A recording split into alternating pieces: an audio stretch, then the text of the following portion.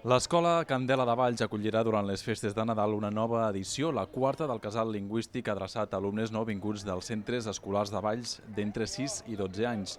Les activitats es realitzaran del 27 al 29 de desembre i del 2 al 5 de gener. La proposta s'emmarca dins el programa d'activitats del Pla Educatiu d'Entorn i té com a principal objecte reforçar l'aprenentatge del català d'aquest col·lectiu per incidir en la immersió lingüística.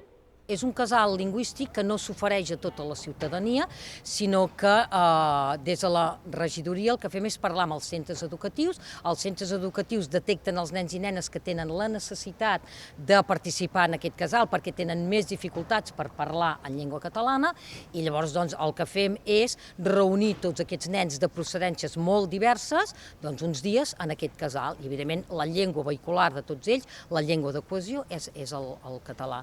A banda d'aquesta proposta, el Pla Educatiu d'Entorn també ha programat activitats gratuïtes per viure en família durant els mesos d'hivern. Són 3 propostes que es realitzaran els dissabtes 13 de gener, 10 de febrer i 9 de març a diferents emplaçaments i durant el matí.